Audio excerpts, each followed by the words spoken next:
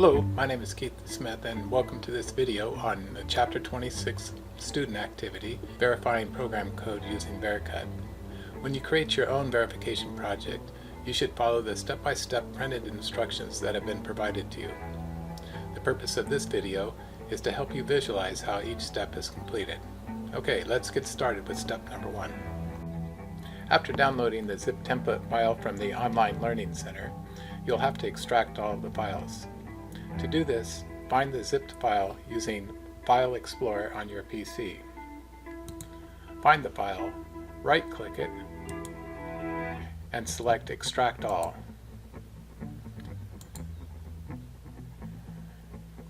You will now have two files in this folder. One's the zipped file and the other is the unzipped file. We'll be working with the unzipped file folder from now on.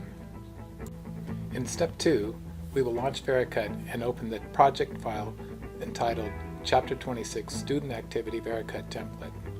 So after starting Vericut, click on the Open Project icon, and then if your project is on the desktop, you would click this plus key next to desktop, click the plus key next to the file folder that it's kept in, find the unzipped file folder and highlight it, and then notice that the only project that should come up is the project that you will want to open, and select Open. One thing I want to talk about before we go any further is just the action of the mouse. You'll notice that the scroll wheel on your mouse will zoom a project in and out. The left hand button will rotate the view when you hold it down, and the right hand button will pan the scene back and forth. And if you hold the scroll wheel down and drag the mouse, it will zoom in on that area. Sometimes it's easy to lose sight of where your project is. One handy tip is that if you can't find your project, you can hit the View menu and then select Fit. And then that will fit the project entirely in that screen, and then you can zoom in on the area you'd like to take a look at. In step number 3, we will reposition the G54 coordinate system. This coordinate system will be the basis of our work offset, and I'll get into that in just a moment. I want to point out that this project started with a Haas VF2 machining center with a vise stop, and stock. If I hit the Fit button on the View menu, you can see this machine.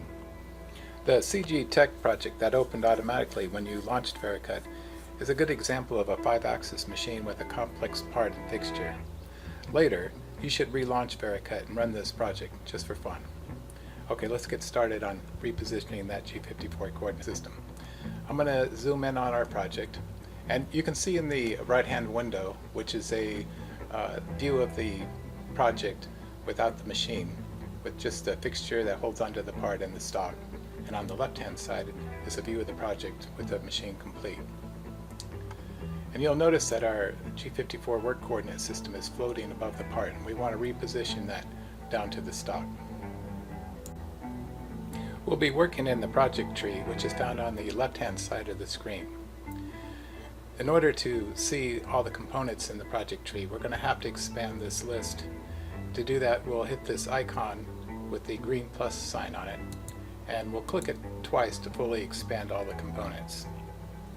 After we've expanded the components, we'll scroll down the list here and look for the coordinate systems, and we're interested in the G54 coordinate systems. I just want to caution you that leave the work offsets alone. We're just going to change this coordinate system, which the work offset is attached to. So once I've selected it, you'll notice that another new dialog box appeared at the very bottom of the project tree. And this is information about our G54 coordinate system. To change the location of the system, we're going to click in the position box, and then while it's active, we're going to hover our mouse over the stock in our project. And notice that the red arrow wants to snap to logical things like the center of the stock, or one of the edges, or one of the corners. And we'll hover the mouse over the center of the front edge of our part. And when the arrow is pointing up, we're going to click it. And this isn't exactly where we want our coordinate system to be placed. If you remember from the Mastercam project, the work coordinate system was in the center of the stock, within 1.5 inches from the bottom edge of the part. So to move this to exactly where we want it, we'll hit the translate button, and then we're going to alter the to value in the translate box. And there are 3 values here right now: 0, space, 0, space, 0. The first 0 represents X, the second 0 represents Y, and then the third one represents Z. And we're going to change this value to read 0, space, 1.5, space, 0. And then we'll hit the move button. So what we've done is we've moved the coordinate system 1.5 inches in the positive direction of Y.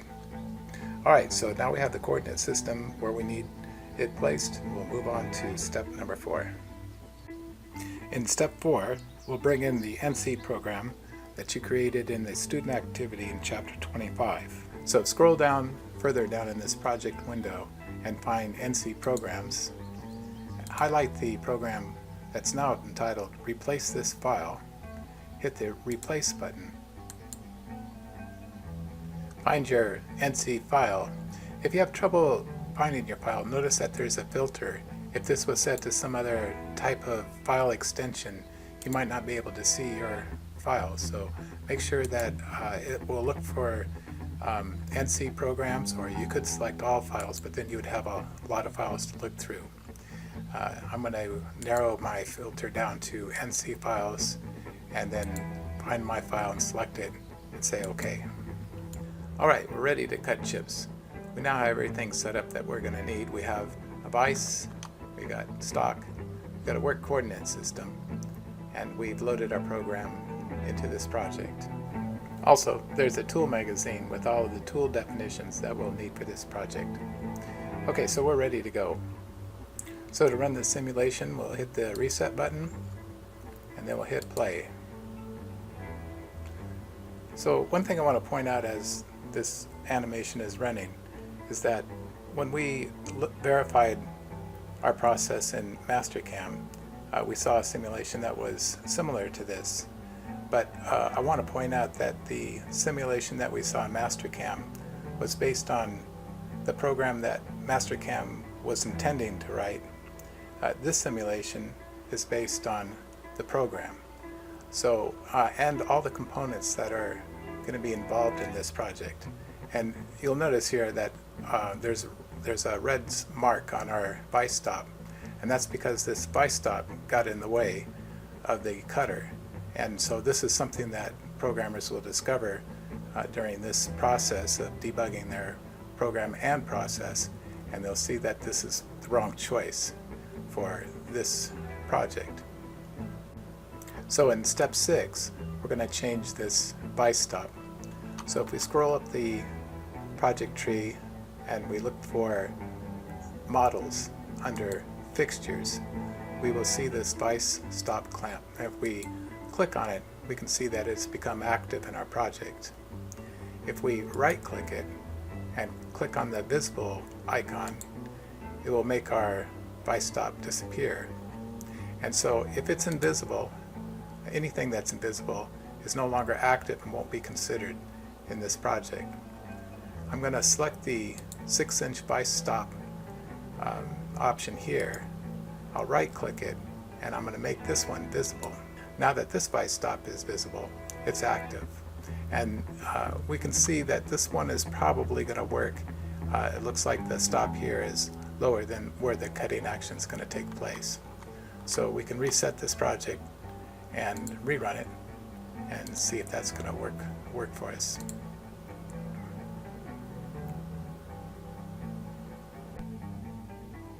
So that's pretty much all there is for step number 6.